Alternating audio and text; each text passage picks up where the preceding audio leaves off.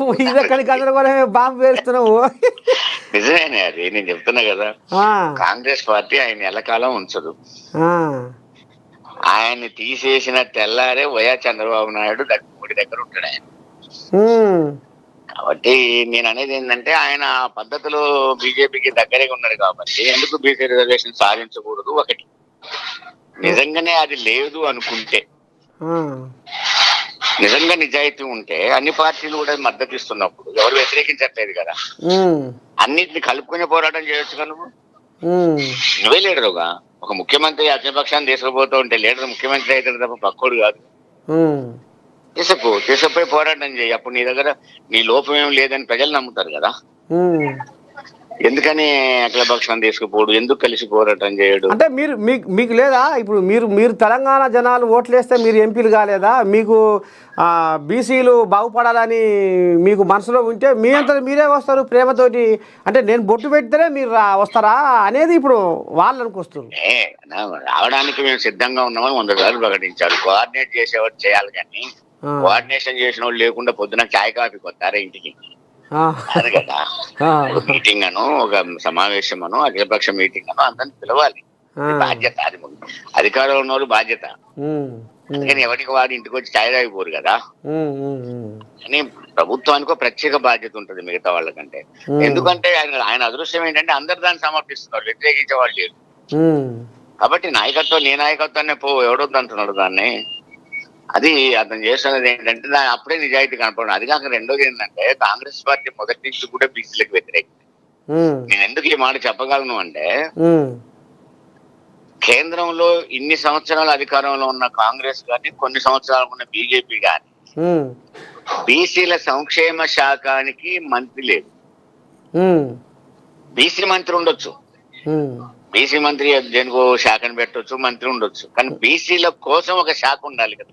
ఉమ్, ఎందుకని లేదు బీసీల కోసం శాఖ? ఉమ్. మరి సోషల్ వెల్ఫేర్ ఉంది. ఉమ్, ఉమ్, ఉమ్. బీసీల కోసం 60% ఉన్న బీసీల కోసం ఒక శాఖ కేంద్రంలో ఎందుకు లేదు?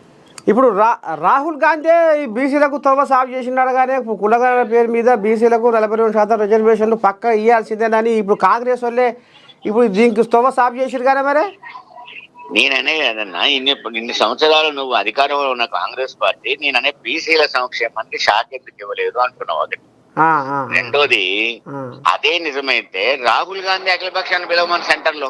ఉమ్, రాహుల్ గాంధీ మాట తీసేస్తాడా రేవంత్ రెడ్డి? అవు. ఒక ఈ రిజర్వేషన్స్ అనేది ఒక కేవలం తెలంగాణలో కోసమే కాదు కదా, ఉమ్, ఉమ్, ఉమ్. భారతదేశ వ్యాప్తంగానే కదా. అవు. మరి భారతదేశ వ్యాప్తంగా రాహుల్ గాంధీని అఖిలపక్షాన్ని పిలవమని అన్ని పార్టీలు. ఉమ్, నిజంగా చేసేవాడు ఉంటే అది కదా, మాటలు కాదు కదా, చేతలు కదా కావాల్సింది. ఉమ్, ఉమ్. మరి ఇప్పుడు బీజేపీ వాళ్ళు ఏమో ముస్లింలను తీసేయాలి, ఇది కామారెడ్డి డిక్లరేషన్ కాదు ముస్లిం డిక్లరేషను, ముస్లింలను ఈ బీసీ జాబితాలో తీసేయాలని వాళ్ళు పదం పడుతున్నారు. ఇది తెగుతుందా అసలు? ఇది ఆ బీజేపీది ఎట్లుంటది అంటే అన్న, ఎడ్డోనికి తెడ్డు మీద లోకం అని.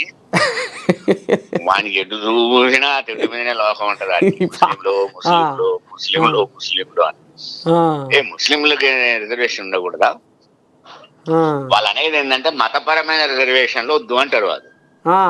అదే ముస్లిం రిజర్వేషన్స్ అనేవి మతపరమైనవి కావు.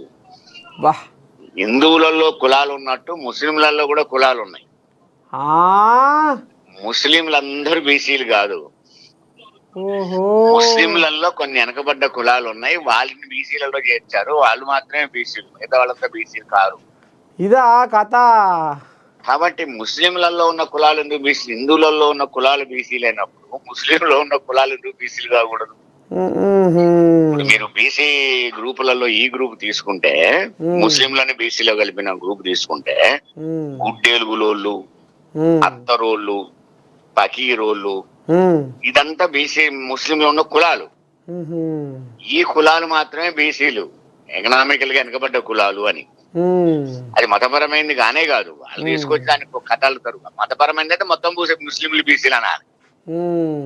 అది అదొక గోల, దాంతో గోల. దాని పరిస్థితి ఏంటంటే హైదరాబాద్ లో ఎన్నికలు వెళ్తున్నాయేమో వాళ్ళకి ఇక్కడ అమ్మవారి టెంపుల్ కావాలి, భద్రాచలంలో ఎన్నికలు వస్తేనేమో రాములవారి టెంపుల్ కావాలి, వరంగల్ టెంపుల్ వస్తేనేమో భద్రకాళి టెంపుల్ కావాలి.